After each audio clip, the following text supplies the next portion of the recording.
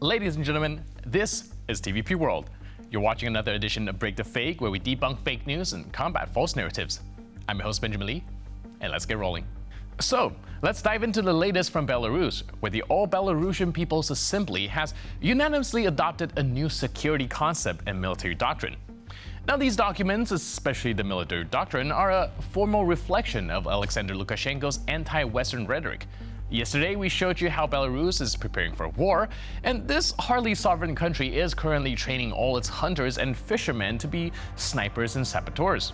What's new in the Belarusian Assembly resolution is the identification of enemies and threats. These are Poland, the Baltic countries, America, dubbed the Western Curator, and the UK. In the doctrine's previous version, Poland had not been even mentioned.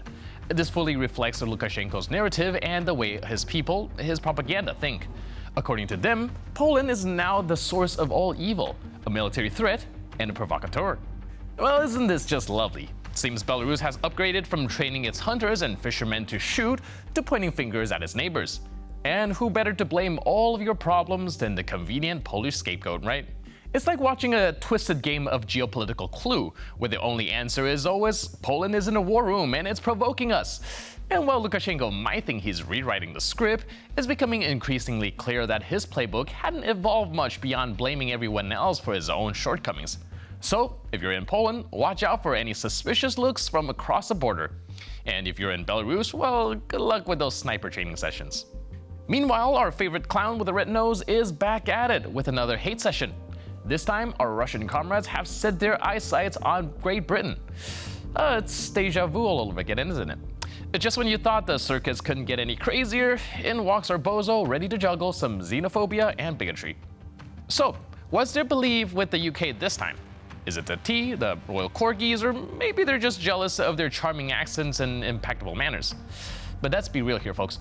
When it comes to spreading hate, this guy knows no bounds, whether it's targeting the West, the East, or anything in between. Always ready to put a show of intolerance and ignorance.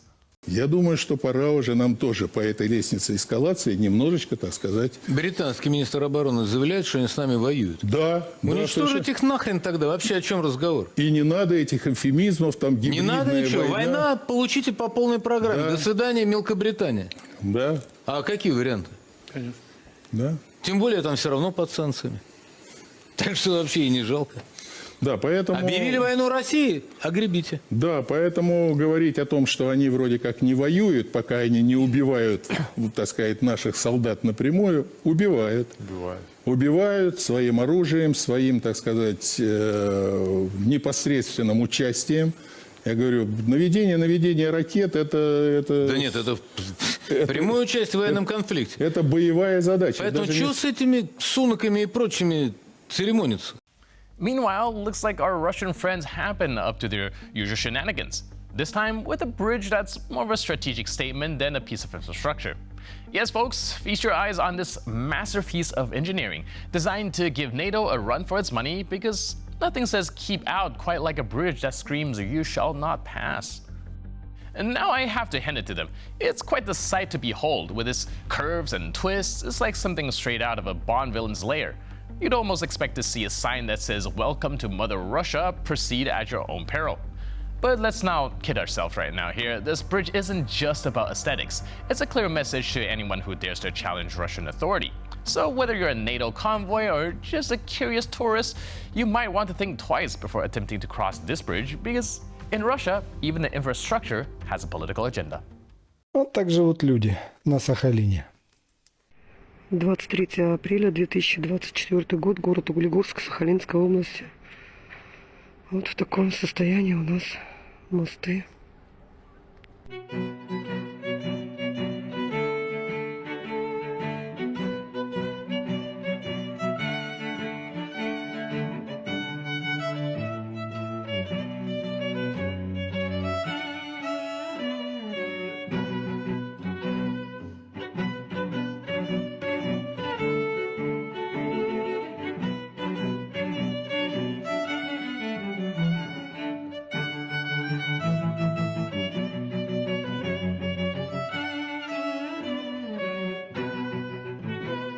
Главное забором все обнести, чтобы солдаты НАТО эти богатства не захватили.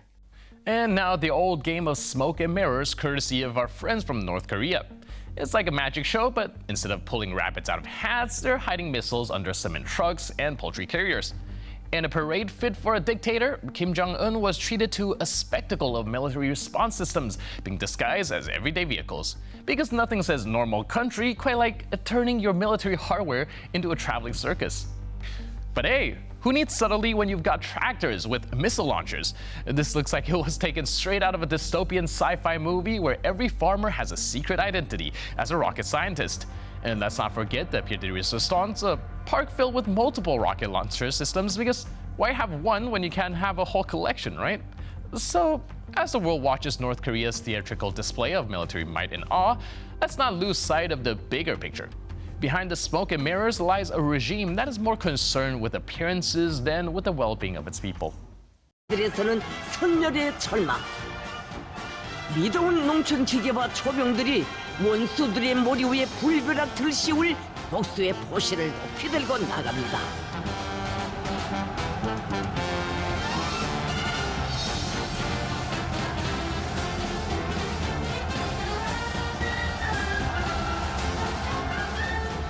이 땅을 넘보는 원수들을 두고서는 전야의 포전길만 달릴 수 없기에 보습 대신 강력한 힘을 재운 무장 장비들을 이끌고 결연히 이 광장에 나섰습니다.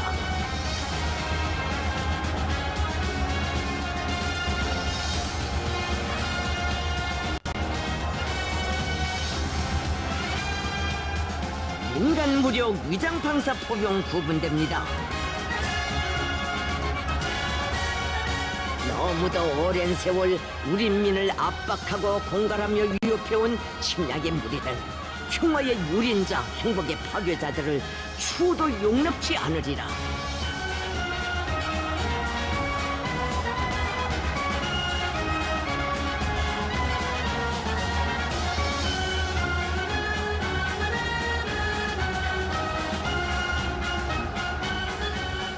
쌓이고 쌓인 증오와 복수의 힘을 재운 강철의 포신 높이 들고 격사는 이 땅이 소중하기에 전체 인민이 일터를 그대로 전투 진지로 삼고 마치와 낫과 함께 수호의 총대를 잡은 전투원으로 살고 있거니 전민 결사 한전의 무서운 힘을 만장약한 장엄한 포성으로 원수들에게 철철을 내리리라.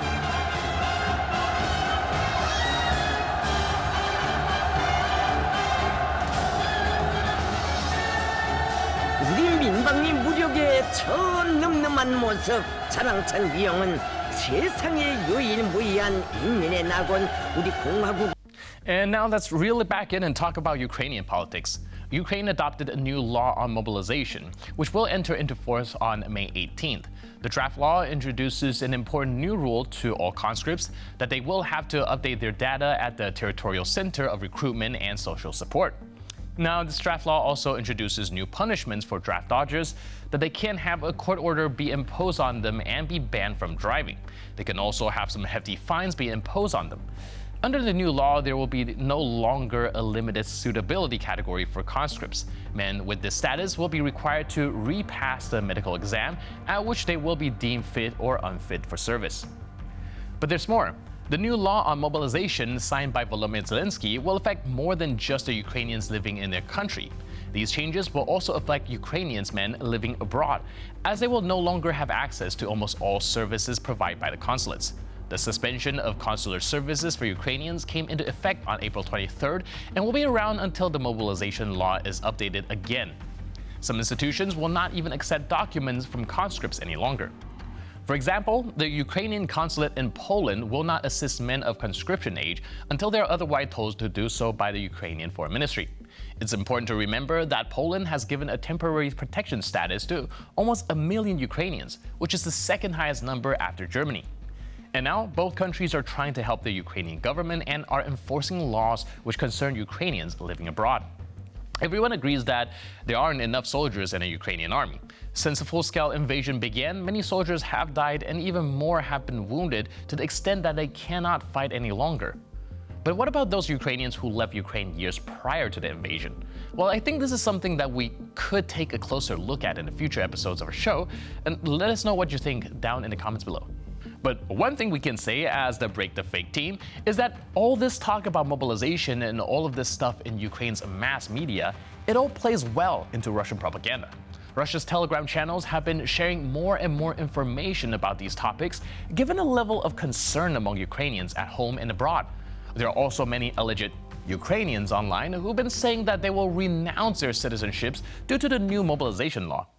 This does raise an eyebrow about the authenticities and motives behind these messages, leaving room for further exploration. So stay tuned.